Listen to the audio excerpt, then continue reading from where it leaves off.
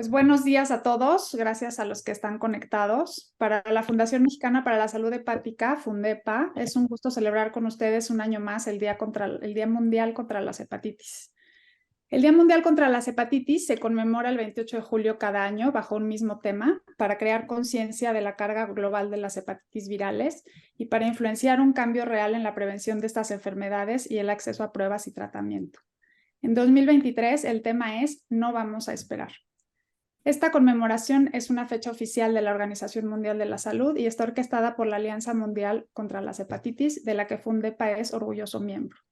En esta ocasión tenemos el honor de tener con nosotros al doctor Ignacio Aiza, miembro del Comité Científico de Fundepa y gastroenterólogo y hepatólogo del Hospital Ángeles de las Lomas, y al doctor Enrique Wolpert, expresidente del Comité Científico de Fundepa y gastroenterólogo del Centro Médico ABC. Ignacio y Enrique, muchas gracias por estar aquí, bienvenidos y adelante. Gracias, Lorena. Ignacio, ¿quieres empezar? Claro que sí, Enrique, con mucho gusto.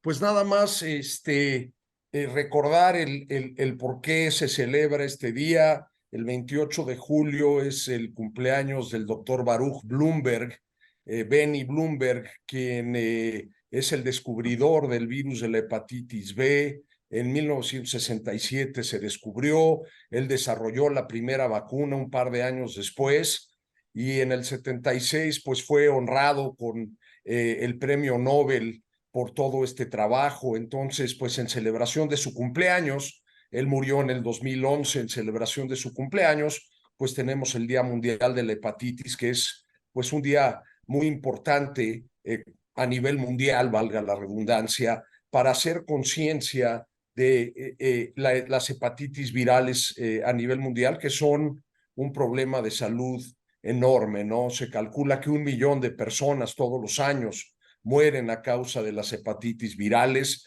Es sin duda la epidemia más grande de enfermedad viral en el mundo.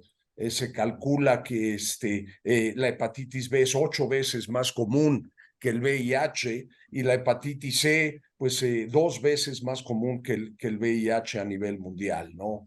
Y la gente se sigue contagiando. Hay mucha gente que no sabe que tiene la enfermedad. Hay muchas cosas a nivel de prevención que no se están haciendo. Entonces, esta es una excelente oportunidad para hacer conciencia de esto. Se calcula que el año pasado, en el 2022, pues el Día Mundial de las Hepatitis Virales, pues 300 millones de gentes fueron informadas de este día. Hubo múltiples actividades a nivel de todos los medios para hacer conciencia, y desde los individuos hasta los gobiernos, pues llegan estos mensajes por parte de la comunidad médica para hacer conciencia de estas enfermedades. Lorena, si me permites hacer un poco de historia para quienes nos acompañan el día de hoy. El doctor Aiza mencionaba el por qué se celebra hoy, precisamente 28 de julio, el Día Mundial de las Hepatitis. Sí. Y es el nacimiento, el aniversario del doctor Baruch Blumberg, como él ya lo señaló.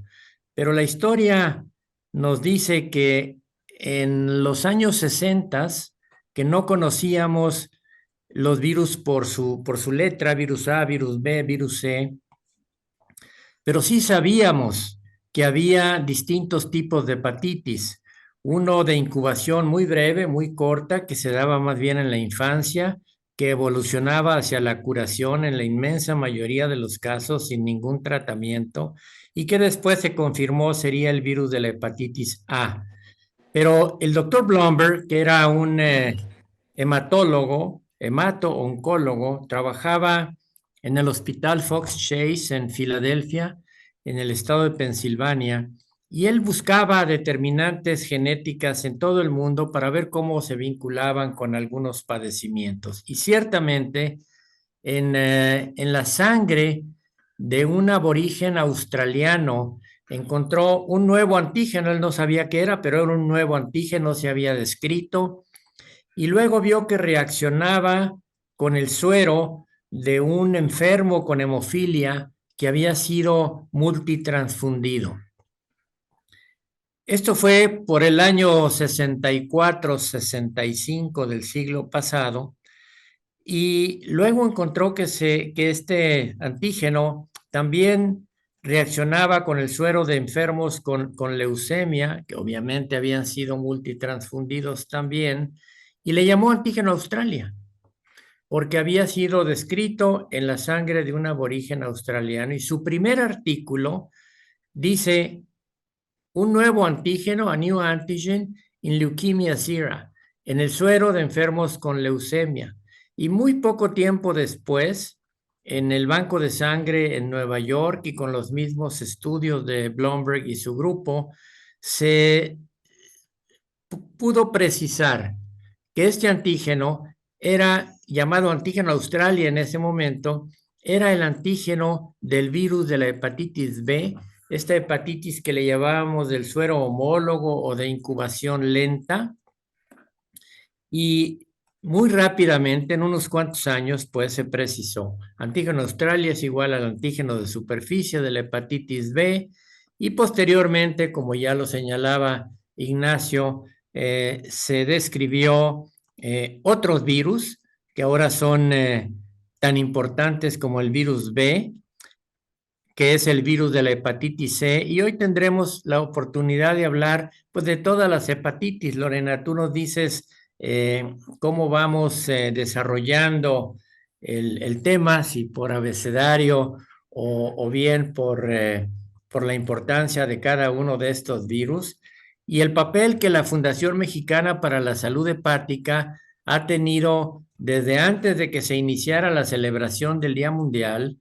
Ha tenido la Fundepa en los aspectos tan importantes que tú señalabas, de los cuales quiero resaltar tres. Importante prevenir la hepatitis, diagnosticar al enfermo con hepatitis y darle acceso al tratamiento. Estos son los tres pilares donde descansa este objetivo de la Organización Mundial de la Salud, de que para dentro de 7 años, en el 2030, hayamos acabado con las hepatitis virales en un porcentaje altísimo del 90%, y lo que es más importante, evitar la muerte de enfermos con los diversos tipos de hepatitis en un 65%. Nos quedan 7 años para seguir trabajando intensamente en el cumplimiento de los objetivos de la OMS. Así es, y por eso la importancia de tener estas charlas, ¿no? Y de transmitir que hay cosas que se pueden hacer. A mí me gustaría que si pudieran, sobre todo, enfatizar sobre el virus de la hepatitis C y el tratamiento que existe y que en nuestro país es gratuito, ¿no? Si pudieran platicar sobre eso, sobre todo a mí me gustaría que eso se sepa más, ¿no? Creo que es bien importante. Sí, claro que sí, Lorena. O sea, el virus de la hepatitis C es un poco más reciente que el virus de la hepatitis B.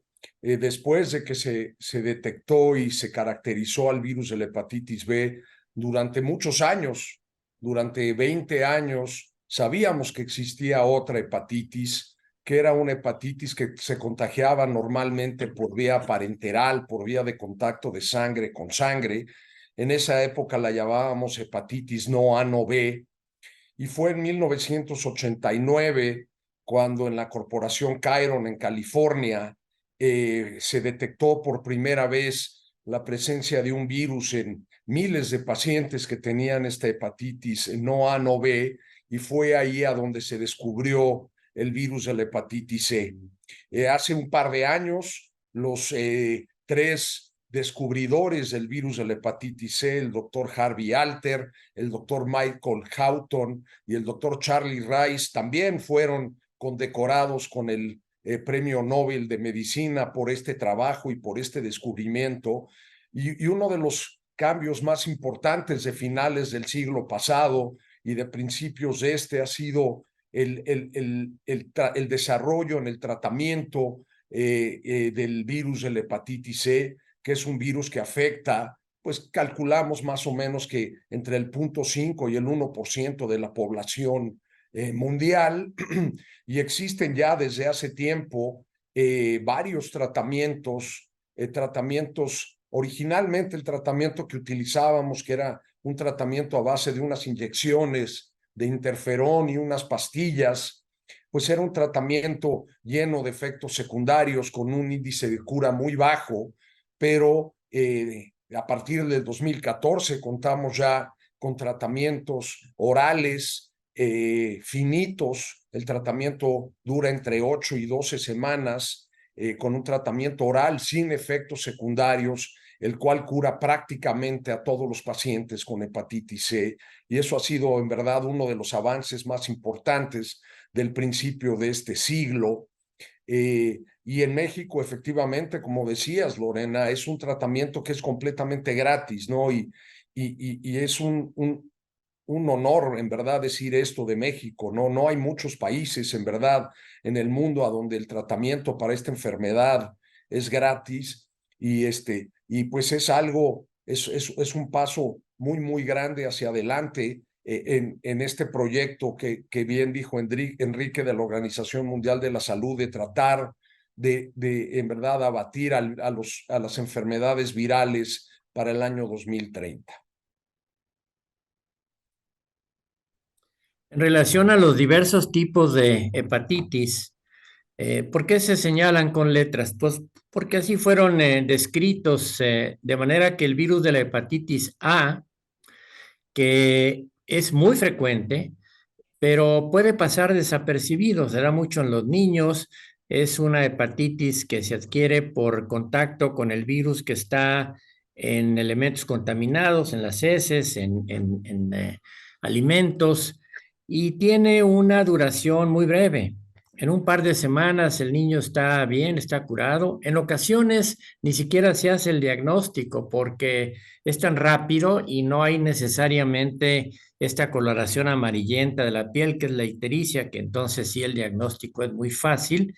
Y este es el virus de la hepatitis A. Existe una vacuna que en México no se aplica porque la prevalencia del anticuerpo contra el virus es una forma natural de estar vacunado, es tan alta que no resulta o no resultaba hasta hace unos años costo efectiva. Esto ha ido cambiando y quizás en un futuro sí la vacuna de la hepatitis A sea de aplicación obligatoria. El virus B, que puede desarrollar formas crónicas hasta en un 25% de los casos, la hepatitis no se cura y se sigue de frente y llega a las formas crónicas e incluso puede desarrollar cirrosis hepática y cáncer de hígado.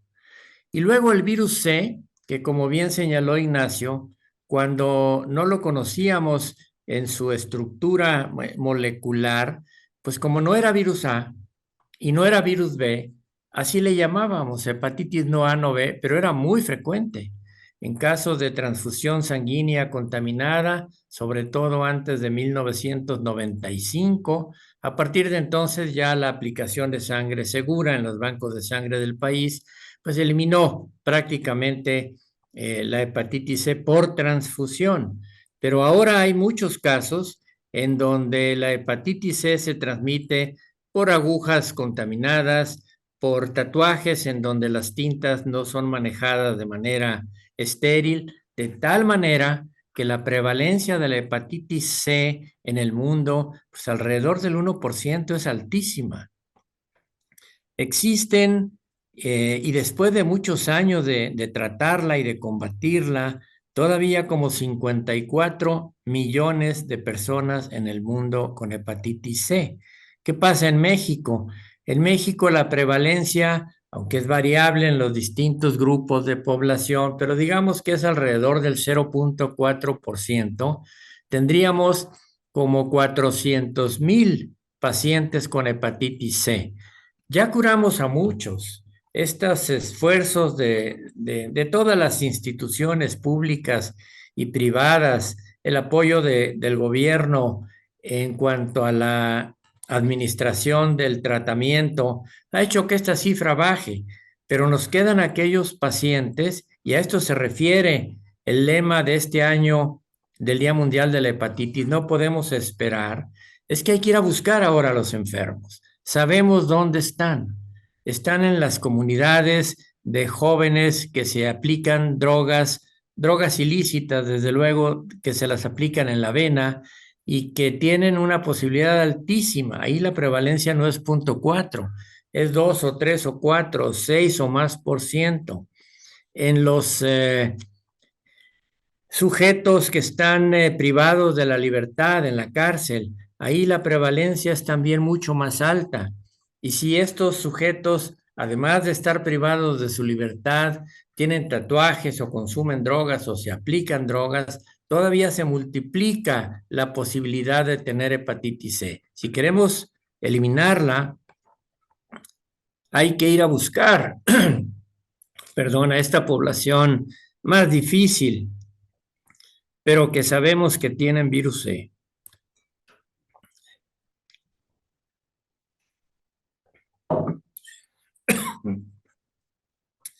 Perdón, Lorena, yo pienso que el día de hoy podemos resaltar un poco más lo que señalaba Ignacio sobre el tratamiento de la hepatitis C. Ha sido verdaderamente revolucionario el tratamiento y la posibilidad de curar casi al 100% de la población. Quizá Ignacio pueda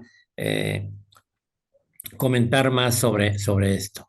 Sí, claro, Enrique. Estos medicamentos en conjunto se llaman antivirales de acción directa y básicamente lo que hacen es a nivel de la estructura viral, inhiben la replicación del virus y permiten que exista una cura. Son tratamientos muy efectivos, son tratamientos muy seguros, son tratamientos que se han utilizado ya cerca de 1 millón de pacientes a nivel mundial y nuevamente hacer énfasis es que son tratamientos que están al alcance de nuestra población, pero como bien decía Enrique, no podemos tratar a la gente si no sabemos o no saben la gente que tiene la enfermedad. Entonces, eso es sumamente importante. ¿Quiénes son los pacientes en nuestro país que tienen riesgo? Desde que salió la norma de la Secretaría de Salubridad en el 93, las transfusiones no son ya un factor de riesgo importante. Sin embargo, cualquier persona que haya sido transfundida antes de 1993 definitivamente tiene riesgo de estar contagiado y no saberlo. La transfusión sanguínea en México, en Latinoamérica, es la causa más común de contagio de hepatitis C. En otros países y en el norte de nuestro país, por ejemplo, hay otros factores de riesgo, como son especialmente la gente que utiliza drogas intravenosas, pero también la gente con tatuajes. Tiene riesgos si los tatuajes y la tinta no son manejados de manera adecuada. Entonces es importante también saber cuáles son los factores de riesgo. La prueba es una prueba muy sencilla, inclusive hay pruebas que son fuera del laboratorio, que son hechas con una gotita de sangre, que son pruebas rápidas que nos pueden ayudar a detectar quiénes son los pacientes que puede ser que tengan la infección y después se hacen pruebas que ya son un poquito más sofisticadas para confirmar la presencia de la enfermedad. Entonces, sí, definitivamente el hecho de que tenemos una cura ha venido a cambiar el mundo de la hepatitis C, pero sigue contagiándose gente, sigue habiendo cientos de miles de pacientes que tienen la enfermedad y no lo saben, y desafortunadamente sigue muriendo muchísima gente debido a esta enfermedad. Con lo que respecta a hepatitis B, pues ahí es un poquito diferente porque contamos con una vacuna. Ahí, que por cierto, para la hepatitis C no contamos aún con una vacuna, pero para la hepatitis A y para la hepatitis B existen vacunas.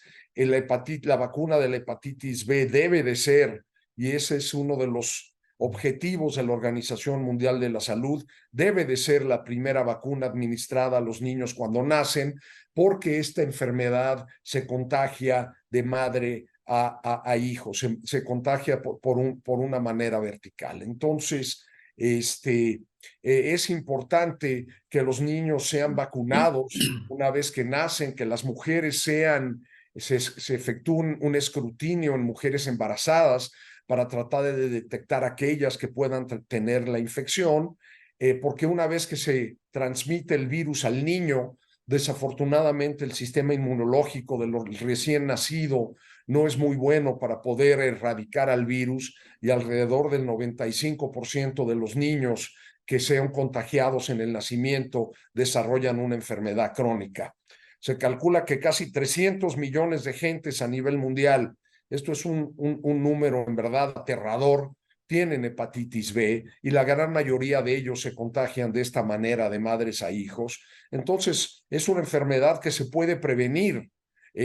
Todavía no contamos con tratamientos tan efectivos para poder curar a los pacientes como los tenemos para la hepatitis C, pero sí tenemos tratamientos muy, muy efectivos que de alguna manera hacen lo mismo que hacen los medicamentos con el virus de VIH. Mantienen suprimido el virus, mantienen a los pacientes sin actividad viral, y son tratamientos que también son efectivos, pero idealmente lo mejor sería prevenir que a la gente le dé hepatitis B, y la manera más sencilla de hacer eso pues es con la vacunación.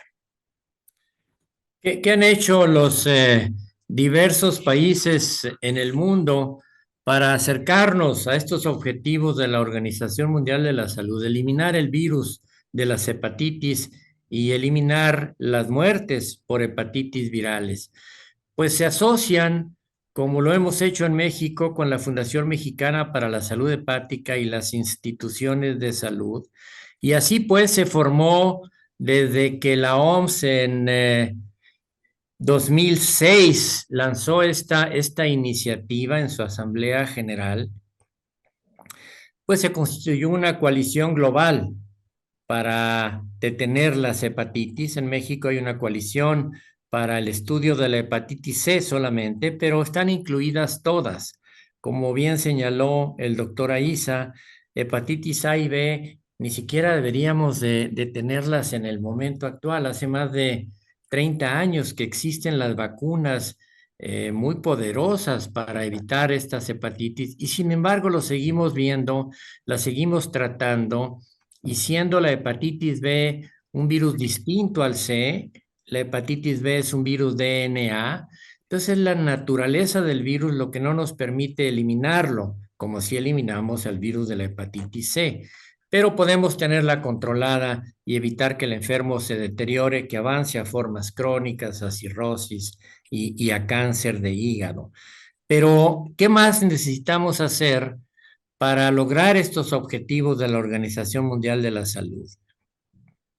¿Qué podemos hacer para revertir el daño brutal que causó la pandemia de COVID por SARS-CoV-2, cuando se detuvieron todos los programas para combatir la hepatitis? Y esto fue un deterioro global. Todos los países señalan cómo se detuvo el programa de erradicación de la hepatitis, porque los laboratorios, los equipos de laboratorio, sobre todo de biología molecular, pues se trasladaron todos para detectar a COVID, de manera que fueron 2 años y más, casi 3 años, en donde se detuvieron estos programas y causaron un daño que estamos lentamente tratando de retomar estos programas para evitar la hepatitis. Ha habido muertes por cáncer de hígado. Recordemos que la hepatitis C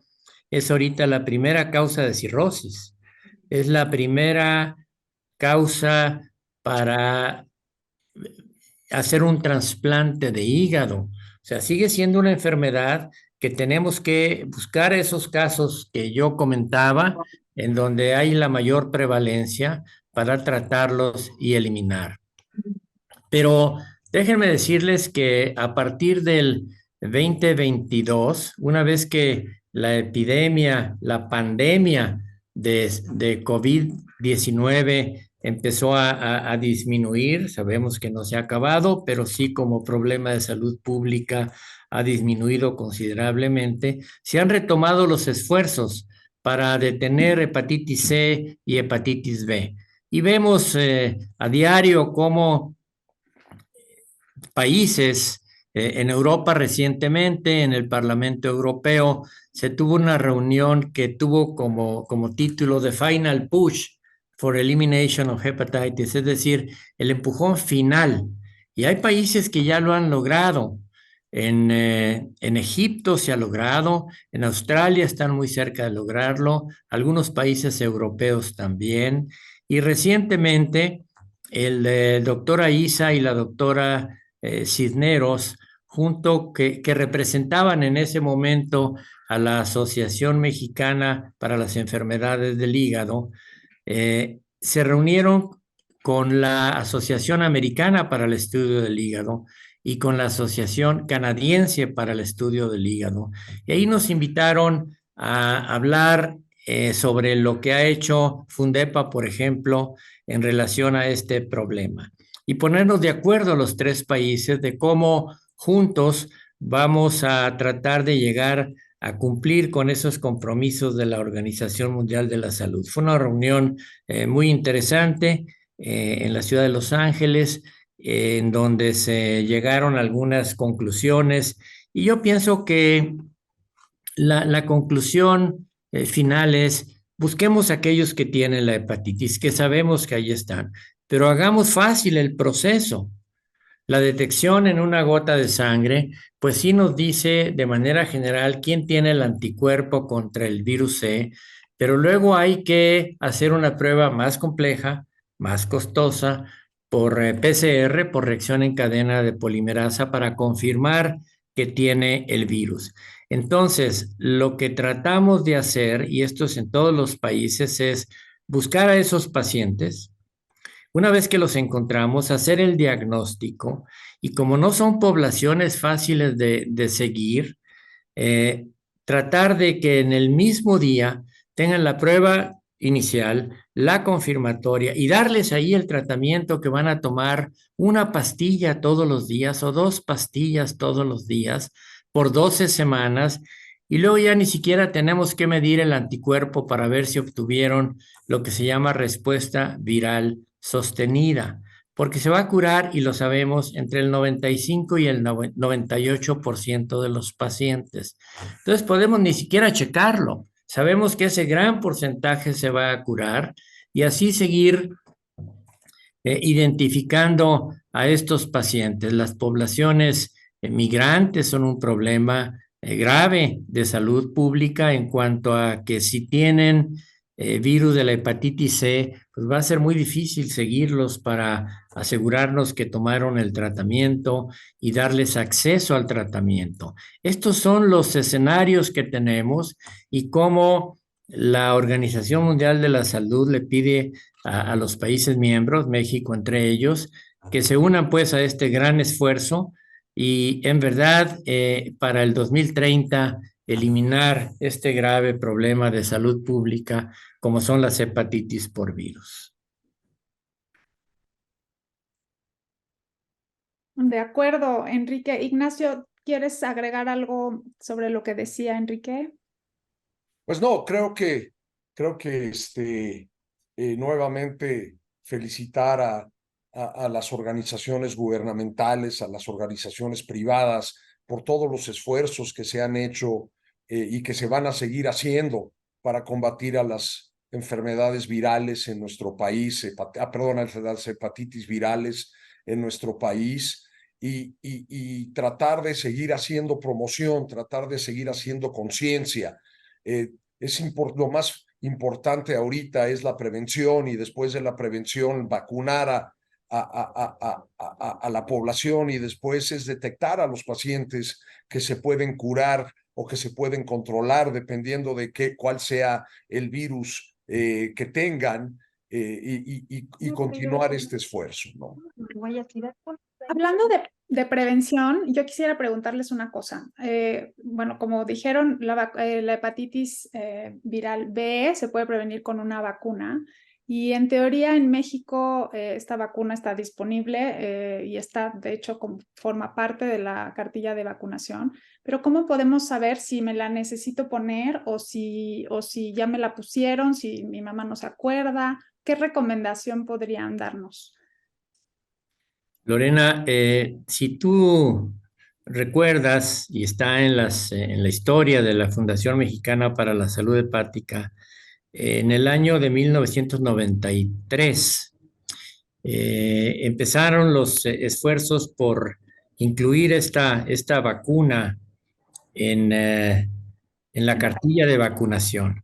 Y Sí. entonces fue en 1995, creo, cuando Fundepa logró que la Secretaría de Salud incluyera la vacuna contra hepatitis B y se aplicaba en el primer día del nacimiento, que es Ajá. cuando debe aplicarse la primera dosis. Después hay 2 dosis más, son 3 dosis en total para todos, niños y adultos. Ahora entiendo que no se aplica al nacimiento, sino que se espera porque está junto con otras vacunas polivalentes que también previenen otras enfermedades. Pero en fin, los niños en México están vacunados. ¿Qué hacen los jóvenes que no lo están? ¿O cómo saber si se le puso la vacuna y sus padres no lo recuerdan? Pues esta vacuna, la Organización Mundial de la Salud la recomienda como de aplicación universal, o sea, todos. Es una Ajá. enfermedad que no solo se transmite de la madre al hijo, sino que es una enfermedad de transmisión sexual. De manera que los jóvenes tienen que estar vacunados. Fundepa hizo esfuerzos y lo sigue haciendo intensos por vacunar a los jóvenes. Hemos aplicado cientos de miles, y lo puedo asegurar, cientos de miles de vacunas en la población estudiantil. Como tú recordarás, hicimos campañas de aplicación de la vacuna contra la hepatitis B, pero si la vacuna prendió, hay un anticuerpo que se queda por muchos años y esperamos que por toda la vida, que es precisamente el anticuerpo contra el virus de la hepatitis B. De manera que si queremos saber si estamos vacunados, medir ese anticuerpo. Si no lo tenemos, es que no estamos vacunados, ni hemos tenido la hepatitis que también deja los anticuerpos de por vida. Y entonces aplicar estas 3 dosis, una en tiempo cero, luego al mes, luego a los 6 meses, para evitar esta enfermedad. Los esfuerzos para desarrollar una vacuna contra la hepatitis C están muy activos. Ok, ok. Es un virus RNA, pero SARS-CoV-2 también es un virus RNA y se desarrolló una vacuna en tiempo récord que se aplican varias dosis para prevenirla o para evitar que la enfermedad se presente de forma grave o mortal. Y se lograron, de manera que esto ha apoyado mucho a los esfuerzos de los investigadores en el mundo por desarrollar la vacuna. Yo espero que en unos años podamos tenerla, pero ciertamente con el tratamiento se cura el 100% de los enfermos con hepatitis C. El problema es encontrarlos, eh, hacer el diagnóstico y darles acceso al tratamiento. Muy al principio de esta charla decía Ignacio que es una enfermedad que no da síntomas, efectivamente. Es una enfermedad que puede ser mortal y es silenciosa. El enfermo no sabe que tiene la hepatitis C hasta que desarrolla pues toda la sintomatología de insuficiencia hepática. Y ahí, Enrique, si no eres población privada de tu libertad, si no te inyectas drogas ilícitas y si no tuviste una transfusión antes del 93, dijimos, ¿en quién más puedes sospechar o quién más debería de buscar hacerse una prueba?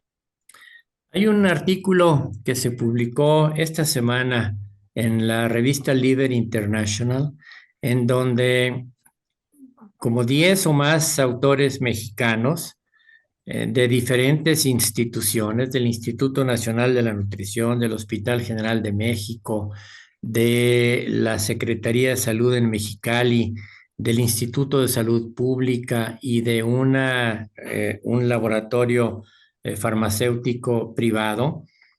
Estudia el cambio en la epidemiología de la hepatitis C en más de 250,000 de personas, y esta prevalencia ha venido cambiando. Antes veíamos los enfermos con transfusión de sangre contaminada, Sí. pero hoy por hoy, y para responder a tu pregunta, la prevalencia mayor se encontró en aquellos sujetos con tatuajes Ok. que los habían hecho en condiciones no higiénicas, de Ujú. manera que si alguien tiene un tatuaje y duda de la higiene de cómo la hicieron, debe de checarse por el virus de la hepatitis C. Si es adicto a drogas, si se ha aplicado drogas ilícitas en la vena, aunque sea una sola vez, no Ok. necesita ser un adicto eh, continuado, sino una sola vez puede ser suficiente. Y algunos pacientes que tienen otras enfermedades que las adquirieron por la misma vía, aquellos enfermos con VIH, pacientes que están en hemodiálisis, Ujú. multitransfundidos, deben de hacerse la prueba contra hepatitis C, y desde luego en la población privada de la libertad. Ahí tenemos que ir a buscarlos. Enrique, y nada más, última duda. Los pacientes que conviven, los familiares de pacientes que han sido diagnosticados, ¿también deberían hacerse una prueba? Es una pregunta muy, muy interesante. De hecho, se recomienda que la prueba contra el anticuerpo del virus C debería de hacerla todo mundo, cuando menos una vez en la vida. El Ok. virus C, a diferencia del B, no se transmite tan fácilmente eh, en una familia, por ejemplo. En virus B, si hay un enfermo con hepatitis B, sí debemos de hacer el escrutinio en todos los miembros de la familia. En virus C, esto ocurre de manera menos frecuente, no es una enfermedad realmente de transmisión sexual. Se puede transmitir la madre al hijo en el momento del parto o de la cesárea, pero con una frecuencia infinitamente menor que lo hace el virus de la hepatitis B, de manera que no es absolutamente necesario. Muy bien, muchas gracias. Pues no sé si tienen unos minutos, si alguien quisiera hacer una pregunta, alguien de los participantes, si hay alguien que aprovechen que tienen aquí al doctor Wolper y al doctor Aiza. ¿Nadie se va a animar? Bueno, ¿quisieran agregar algo más? Enrique, Ignacio. En relación al nombre de nuestra asociación, yo sí quiero decir que hace 25 años que se fundó, este año se cumplen los 25 años, se llamaba eh, Fundación Mexicana para las Enfermedades del Hígado. Y luego en el grupo de empresarios que crearon junto con el doctor David Kersenovich la Fundación Mexicana, decidieron que mejor cambiarle el nombre, cambiar el chip y no enfrentarnos directamente a las enfermedades, sino mejor aún promover la salud del hígado. Por eso es que se cambió el nombre de Fundación Mexicana para las Enfermedades del Hígado a Fundación Mexicana para la Salud Hepática. Creo que esto es importante para que alguien que quiera saber el porqué del nombre de nuestra fundación. Muchas gracias. Creo que sí es bien importante, ¿no? Ir hacia lo positivo y no solo, ¿no? No solo ya curar cuando está enfermo. Y tenemos una pregunta de César. Dice, ¿ustedes creen que es posible realmente la eliminación de las hepatitis de manera global en las Américas? Sí, claro que es posible. Desafortunadamente, nos estamos dando cuenta desde hace tiempo ya que va a tomar mucho más de lo planeado, ¿no? Desafortunadamente, aunque como bien decía Enrique, hay países que lo han logrado en algunas de las facetas y algunos en la mayoría de las facetas, habemos muchos otros, prácticamente todos los de América, que pues vamos un poquito retrasados, ¿no? Y sí es un poco ambiciosa la meta del 2030, pero sí, definitivamente eso es algo que se puede lograr. Nos falta mucho trabajo por hacer, pero se ha demostrado que se puede hacer y seguiremos trabajando y seguiremos luchando para lograrlo, ¿no? Sí, sobre todo creo que es importante mencionar que el objetivo no es eliminarlas por completo, ¿no? O sea, sino que no representen ya un problema de salud pública, porque eliminarlos, erradicarlas del planeta, pues va a estar más difícil, ¿no, Ignacio? ¿Estás de acuerdo conmigo? Sí, claro, la meta es el 90%, ¿no? Sigue siendo un número muy alto, pero si logramos eso, pues definitivamente estos 300 millones de gentes que tienen hepatitis B en el mundo, pues se reduciría en muchos millones, ¿no? Entonces, si podemos reducir ese número a un 10%, pues sí sería algo. Y la hepatitis C, afortunadamente, con el tratamiento y si nos podemos enfocar en tratar de prevenir que se siga contagiando gente utilizando actividades de alto riesgo, pues también podemos llegar a erradicar y sería la primera vez en el mundo que se pudiera erradicar una enfermedad viral utilizando un tratamiento y no una vacuna. Muy bien. Tenemos 2 preguntas más, ¿las tomamos? Sí, hay varias preguntas de quienes nos están viendo, Lorena. Natanael, gracias por tu pregunta. ¿Qué es lo que ha obstaculizado el desarrollo de la vacuna para la hepatitis C? Natanael es investigador y tiene de un la, vestíbulo Fundepa, entonces ya vi por qué le interesó esta pregunta. Sí, claro, y es muy importante, todos la hacemos, ¿por qué no la hemos podido desarrollar? El virus C replica muy rápidamente, es un virus RNA, como mencionaba, y cuando estamos tratándolo, ha replicado y ha modificado su estructura, que ya es otro virus y otro, y esto puede ocurrir miles de veces en un día. Eso ha hecho muy difícil la vacuna pues, contra VIH o la vacuna contra el virus de la hepatitis C, pero yo estoy seguro que los esfuerzos que se están realizando en el mundo ahorita van a dar como resultado que así como se tuvo la vacuna para COVID-19, se tenga en unos años, y no hablo de muchos años, quizá antes de esos objetivos de la OMS para erradicar, eliminar la hepatitis en el 2030, podamos tener ya una vacuna segura contra el virus C. Ya se ha utilizado de manera experimental, ya los estudios van muy avanzados, las investigaciones de fase 1 y entiendo que de fase 2 han dado resultados prometedores. Yo espero que en unos años, repito, podamos tener una vacuna segura, efectiva y también con un costo que nos permita aplicarla a todas las personas. Gracias, Enrique. Genaro les pregunta que si la tasa de mortalidad causada por las hepatitis virales, me imagino, es aún mayor que la causada por MAFLD, Mafaldi, por hígado graso grasa y metabólica. sus complicaciones. Bueno, Eh, ¿Quieres adelante, tomarla, Enrique? Ignacio. No, toma, adelante. Ah, son dos epidemias en dos diferentes etapas. Las hepatitis virales, afortunadamente, en los últimos años vienen de bajada, mientras que este problema que ahora ya hay una nomenclatura nueva que creo que es bastante adecuada. Ahora ya la enfermedad hepática por grasa ya es o sea, es una enfermedad esteatóxica. Ya en español el término es un problema hepático esteatóxico o una enfermedad hepática por grasa. Además de eso, ya hay un pequeño grupo a donde sí se asocia una situación con alteraciones metabólicas, con el síndrome metabólico.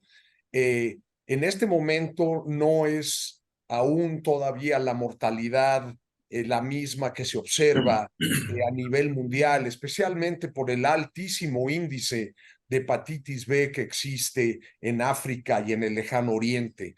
O sea, hay quizá el número de gente con enfermedad hepática por grasa y con hepatitis virales pues sea más o menos el mismo, pero el problema de la enfermedad hepática por grasa es un problema un poquito más moderno y estamos empezando a ver ya ahora las verdaderas complicaciones relacionadas a esta enfermedad, que no nada más es el desarrollo de problemas hepáticos, es importante hacer notar que la gente que tiene enfermedad hepática por grasa, especialmente aquellos que tienen relación con problemas metabólicos, se mueren del corazón más que de los problemas hepáticos. Entonces, es una enfermedad que tiene muchas complicaciones, tiene complicaciones cardiovasculares, tiene complicaciones de cáncer. Estos pacientes que tienen enfermedad hepática por grasa también tienen una mayor incidencia de cáncer de mama, de cáncer de colon, aparte de los problemas hepáticos desarrollados. Entonces, pues sí, de alguna manera la epidemia de hepatitis virales está bien conocida, está siendo bien tratada, mientras que el problema de enfermedad hepática por grasa es una epidemia que está comenzando y es una epidemia cuyas proporciones pues definitivamente van a ser mucho mayores que las que son la de las hepatitis virales en los años que vienen, ¿no? Tú ya contestaste una pregunta, Lorena, que te hacían a ti sobre vacunas, pero si quieres explayarte, ¿qué hace un joven que dice, yo no tengo la vacuna contra la hepatitis B, me la quiero poner, pero quiero que sea de manera gratuita, como me han dicho aquí?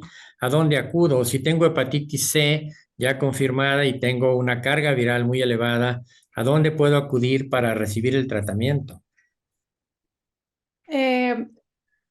Nosotros en la fundación damos ese servicio porque pues todo depende de dónde vivas, ¿no? Entonces, si hay alguna duda, con mucho gusto escríbanme, lorena@fundepa.org o en los teléfonos de la fundación, se los voy a poner aquí y los pueden guardar. Bueno, estamos en todas las redes, pero porque pues depende esa orientación a dónde ir, ¿no? La vacuna, le ponía yo a Lisette que preguntaba, la vacuna normalmente está disponible en los hospitales, en las clínicas de salud de la Seguridad Social que tienen centro de vacunación, pero hay que hablar porque esa vacuna tiene un problema de que a veces hay y a veces no hay, entonces hay que hablar antes de acudir. Yo sé que en la Clínica El Viajero de la UNAM la aplican y en el Instituto Nacional de Ciencias Médicas y Nutrición también tienen un centro de vacunación para adultos. Entonces, pues esas son las opciones y si no, con mucho gusto les ayudamos a encontrar, si no, dependiendo en dónde vivan. ¿Y el tratamiento para la hepatitis C? El tratamiento para la hepatitis C, pues si tienes seguridad social, el camino es por ahí, por tu clínica. También hay un mail que me da mucha pena, pero no lo tengo aquí, en donde puedes escribir, pero si me dan un minuto se los doy. Puedes escribir y ahí te contestan. Yo ya hice la prueba, ya escribí como si fuera paciente y te contestan y te dicen a dónde tienes que ir. Entonces déjenme un segundito, lo busco. Es hepatitisc@salud.gov.mx y funciona bastante bien. Y ahí te dicen, según en dónde vivas, a dónde puedes acudir hasta que te den tu tratamiento. Se los escribo. Es hepatitisc@salud.gov.mx. ¿Ok? Muy bien. Muy bien, pues creo que eso es todo. Les agradezco mucho a los doctores Wolper y doctora Isa haber estado con nosotros hoy. Qué linda plática, qué interesante. Creo que además cubrieron muchos temas. Y a los participantes, gracias por conectarse. Acuérdense que esto se va a quedar grabado por si lo quieren volver a ver, por si lo quieren compartir. Va a estar en nuestro canal de YouTube de Fundepa en un ratito más. Gracias a todos. Gracias por la Feliz día de invitación. las hepatitis virales. Que la pasen bien. Gracias por la invitación, Lorena. Hasta luego. Hasta luego.